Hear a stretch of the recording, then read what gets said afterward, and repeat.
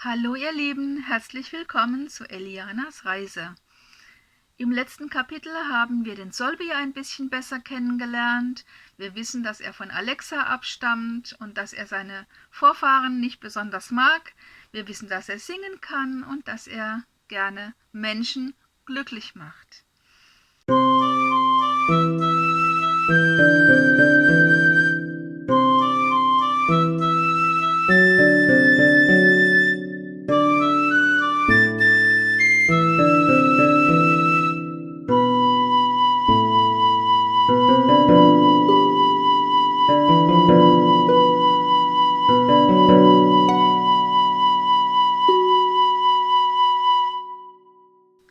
Viertes Kapitel. Mehr als es scheint. Eliana erwachte mit den Stimmen der Natur. Durch das Rauschen der Bäume vernahm man ein Zwitschern und Schnarren vielfältigen Vogelgesangs, und aus der Ferne hallte das Klopfen eines Spechts herüber. Hier ertönte ein Kuckuck, dort huschte etwas, vielleicht eine Maus oder ein Eichhörnchen. Das leise Rattern des Solbis war auch nicht zu überhören. Er hatte seinen Wachposten am Höhleneingang verlassen und stand nun dort, wo ein Sonnenstrahl es geschafft hatte, das Blätterdach der Bäume zu durchdringen und den Boden zu erreichen. Die Abdeckung seiner Platine war geöffnet und er schwelgte gerade im Hochgenuss. Eliana streckte sich ausgiebig. Sie hatte recht gut geschlafen, auch wenn ihr Lager nicht so bequem war wie ihr Bett zu Hause. Aber eine Abenteuerreise fordert Opfer, sagte sie sich und setzte sich auf. Der Solbi hatte die Geräusche ihrer Bewegungen vernommen und watschelte heran. »Guten Morgen, Solbi«, sagte Eliana. »Guten Morgen, Eliana«, sagte der Solbi. »Wie war die Nachtwache?« »Berichte: 257 Moskitos, 532 Ameisen, 95 Käfer, 116 Spinnen, 14 Mäuse, 2 Ratten, 2 Eichhörnchen, 21 Fledermäuse und ein neugieriger Fuchs.« »Sonst nichts?« fragte Eliana amüsiert. »Warte!« Ratter. Gegen Morgen kam ein Schwarm von 43 Fliegen und wollte sich über die Lebensmittel hermachen. Ich habe sie effektiv abgewehrt. Außerdem, der Solbi machte eine verheißungsvolle Pause. 2 Menschen in 48 Meter Entfernung. Sie gingen vorbei. Sie dürften uns nicht gesehen haben.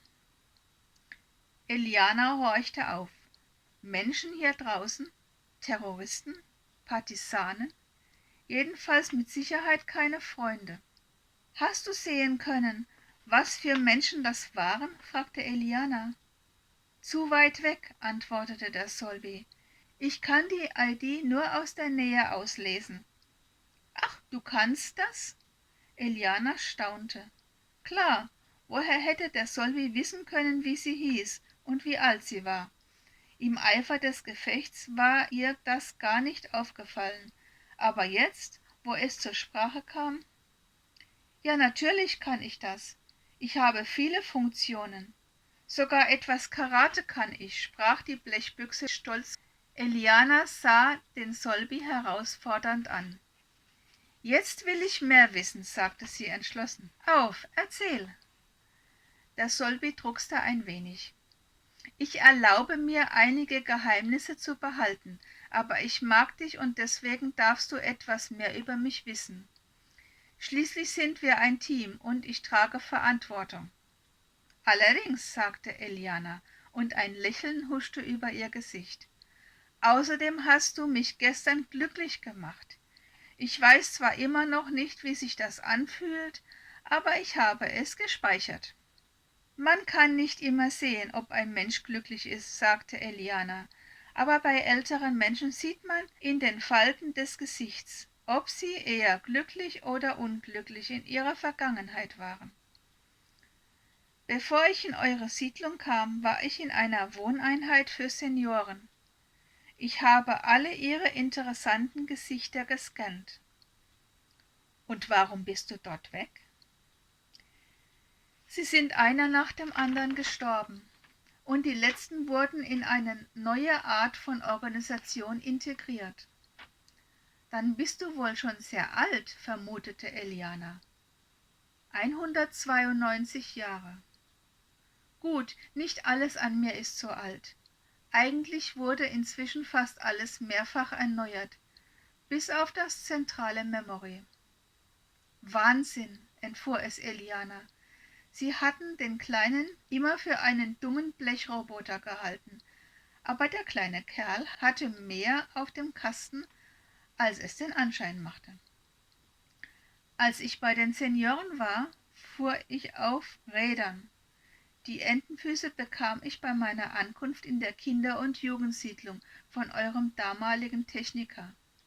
Wie witzig, warf Eliana ein. Unglaublich witzig, ha, ha, ha, ätzte der Solby. Was denkst du, wie ich mir vorkam mit Entenfüßen? Eliana lachte. Das macht dich doch liebenswert. Und da sie so breit sind, hast du einen stabilen Stand. So kann man das auch sehen, meinte der Solby etwas besänftigt. Jedenfalls kann ich Arme und Beine weit ausfahren und kann damit so einige nützliche Dinge tun. Zum Beispiel kann ich mit ausgefahrenen Beinen sehr schnell laufen, bis zu 120 Kilometer pro Stunde. Und meine Arme haben bis 10 Meter Teleskopfunktion, sodass ich weit entfernte Gegenstände holen kann, ohne hinzulaufen, oder auch Obst von einem 10 Meter hohen Baum pflücken. Sehr nützlich, bemerkte Eliana. Es war zwar gerade nicht die Jahreszeit für Obst, aber die würde schon irgendwann kommen. Eliana bereitete ihr Frühstück. Wir haben nur noch wenig zu trinken.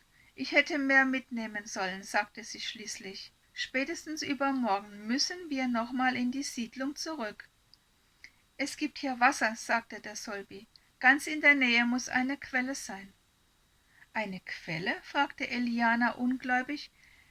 Wie viele Sommer hatte sie hier mit Pola verbracht, aber eine Quelle hatten sie nie gesehen.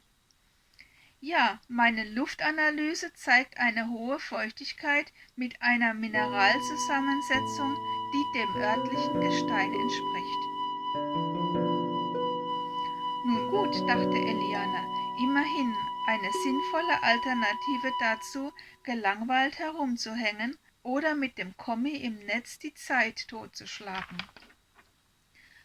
Dann folge ich mal deiner Nase, sagte Eliana, und gemeinsam bahnten sie sich einen Weg durch das Dickicht.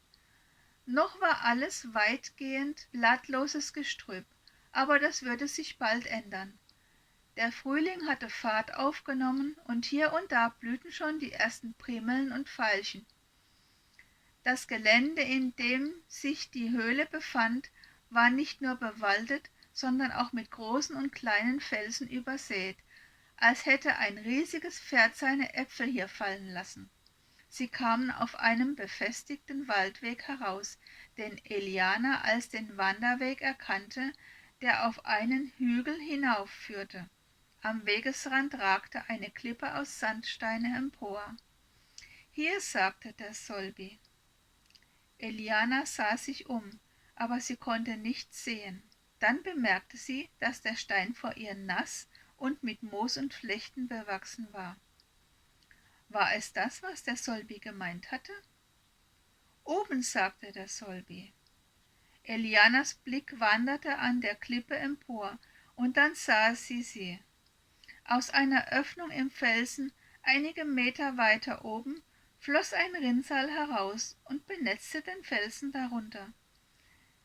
Sie griff in den Buckelkasten auf dem Rücken des Solbys und zog die leere Limonadenflasche heraus. Der Solby ergriff die Flasche, fuhr seinen rechten Teleskoparm aus und füllte sie mit frischem Quellwasser. »Danke, Solby, du bist unersetzlich«, sagte Eliana und verschloss und verstaute die Flasche.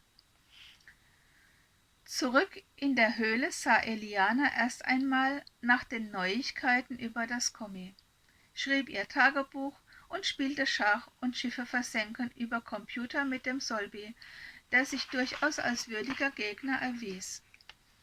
Als dann das Ende des Nachmittags nahte, fühlte sich Eliana ziemlich durchgefroren und sie beschloss, am Höhleneingang ein Feuer zu machen. Sie holte ein paar Steine herbei, um die Feuerstelle abzugrenzen. Das Holz in der Umgebung war feucht und würde nicht gut brennen, aber sie fand einen dicken, morschen Ast. Diesen zog sie in die Höhle und spaltete ihn mit dem Sägemesser. Innen war er nicht nur trocken, sondern von einer luftigen Konsistenz, so daß es ihr gelang, das Holz zum Brennen zu bringen. Sie legte weitere Äste zum Trocknen in die Nähe des Feuers. Der Solbi beobachtete sie argwöhnisch. Dann watschelte er in die hinterste Ecke der Höhle. Ein Roboter, der Angst hat, dachte Eliana. Nun ja, Elektronik hatte schon ihre Grenzen. Eliana gelang es, sich ein wenig aufzuwärmen. Sie saß am Feuer, bis es heruntergebrannt war. Dann ließ sie es ausgehen. Wenn der Solbi in der letzten Nacht tatsächlich Menschen gesehen hatte, dann würde ein Feuer deren Aufmerksamkeit erregen und sie womöglich gefährden. Als sie sich schlafen legte, stand der Solbi immer noch in seiner dunklen Ecke. Wahrscheinlich war er auf Standby gegangen, weil das Licht nicht mehr ausreichte und ihn auch keiner beschäftigte. Sie beschloss, ihn ausruhen zu lassen und zog den Schlafsack über sich. Soweit für heute. Vielen Dank fürs Zuhören. Ich freue mich schon darauf, euch nächste Woche wiederzusehen, wenn wir mit Eliana durch das nächste Kapitel reisen. Und bis dahin fühlt euch gedrückt, habt euch lieb, bleibt gesund wie immer und esst und trinkt was Gutes. Und wir sehen uns. Ciao.